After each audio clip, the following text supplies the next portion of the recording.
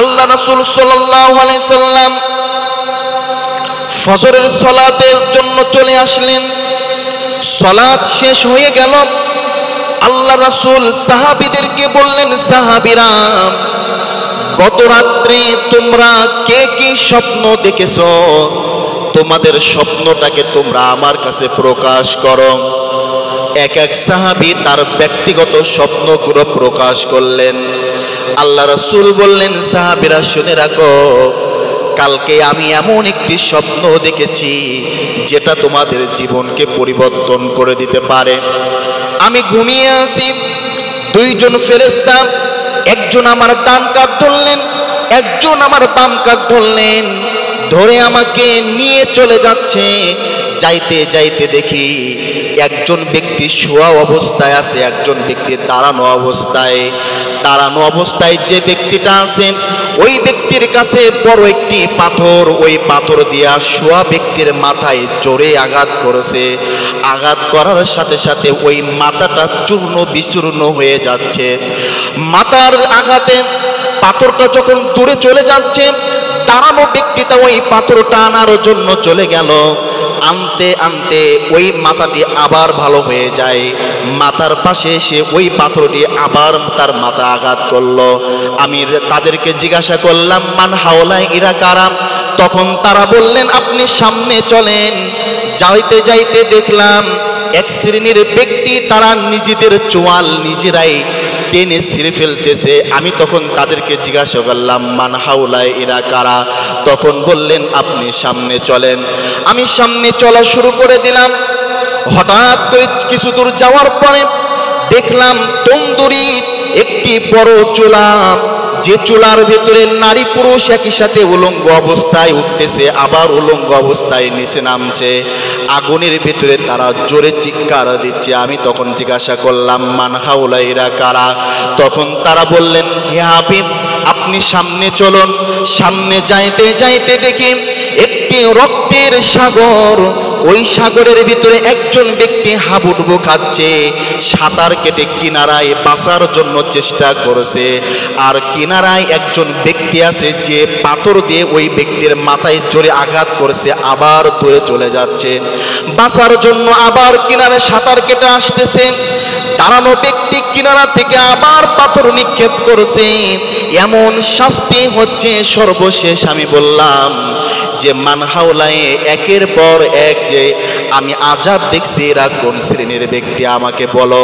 তখন দুইজন ব্যক্তি বললেন, প্রথম যে আপনি আযাবটা দেখলেন, মানুষটা শুয়ে আছে, শোয়াকৃত ব্যক্তির মাথায় জোরে পাথর দিয়ে আঘাত করেছে। ওরা পৃথিবীর ওই শ্রেণীর ব্যক্তি যাদের ইলম ছিল, যাদের জ্ঞান ছিল, যারা অনেক কিছু জানতো, কিন্তু মানুষের কাছে প্রকাশ করতো না। নিজে সালাত সম্পর্কে জানতো। বাবা রাত্রে ঘুমিয়ে থাকতো, বাবা সালাত আদায় করতো, কিন্তু সন্তান সালাত আদায় করতো না। একটি বাবা নামাজ পড়তো, কিন্তু সন্তানকে নামাজের দাওয়াত দিতে পারতো না। ভাই সালাত আদায় করতো, কিন্তু তার ভাই যে সালাত আদায় করে না, এর জন্য দাওয়াত দিতে পারতো না। তার পরিবারের ভিতরে হারাম রিজিক উপার্জন হতো। হারাম রিজিক উপার্জনের জন্য কোনো সন্তান তার পিতাকে ফেরাতে পারে নাই, স্ত্রী তার স্বামীকে ফিরাইতে পারে নাই।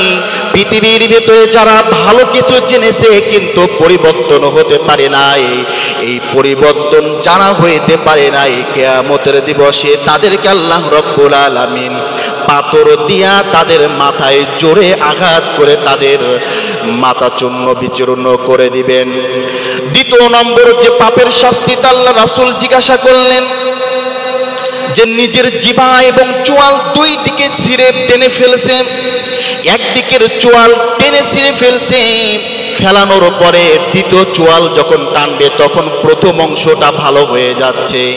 এই শাস্তিটা ওই শ্রেণীর ব্যক্তিদের যারা পৃথিবীর ভেতরে মিথ্যা কথা বলতো সর্বদা সময়। পৃথিবীর ভেতরে অনেক মানুষ এসে আল্লাহর কসম কেটেও মিথ্যা কথা বলে। পৃথিবীর অনেক মানুষ আছে নিজে বাঁচার জন্য মিথ্যা কথা বলে। পৃথিবীর অনেক ব্যক্তি আছে যেখানে মিথ্যা কথা বলা হারাম, কিন্তু তারপরও মিথ্যা কথা বলে। ব্যবসা করতেছে, যে পণ্যটা কিনা 10 টাকা দিয়ে আল্লাহর কসম বলে সেই পণ্য 50 টাকা বলে দেয়। হয়তো 10 টাকার পণ্যই আপনার 60 টাকা লাভ হতে পারে, 100 টাকা লাভ হতে পারে।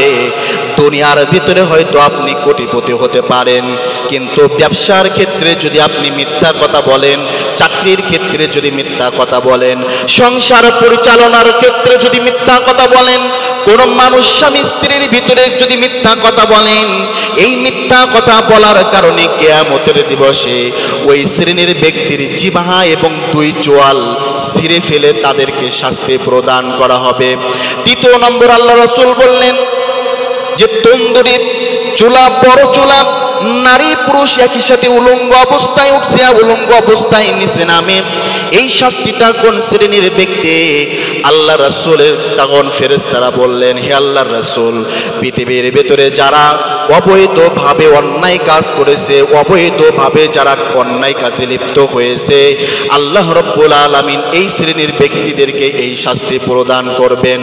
চতুর্থ নম্বরে যে শাস্তিটা প্রদান করা হয়েছে, রক্তের সাগর কিনারার ব্যক্তি, সাঁতারকৃত ব্যক্তির মাথায় পাথর নিক্ষেপ করেছে, ওই ব্যক্তিটা বাঁচার জন্য কিনারায় চলে যাচ্ছে, আবার পাথর নিক্ষেপ করে করে ওই ব্যক্তিকে আবার সেই মাঝখানে পাঠিয়ে দেওয়া হচ্ছে।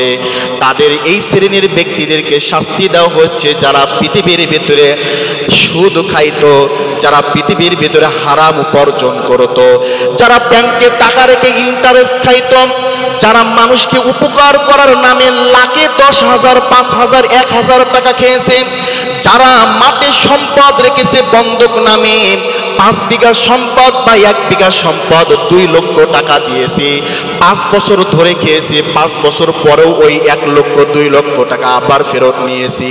এই বন্ধককৃত অর্থ দিয়ে যে আপনি যেটা খেয়েছেন এটাই এক প্রকার সুদ, সুদের বিপক্ষে কোনো কিছু নাই। এই শ্রেণীর পাপ যারা পৃথিবীর ভেতরে করবে, পৃথিবীর ভেতরে সুখে থাকলেও কিয়ামতের দিবসে তাদের জন্য আযাব নির্ধারিত। কিয়ামতের দিবসে তাদের আযাব ভোগ করতেই হবে, এটাই হচ্ছে চূড়ান্ত।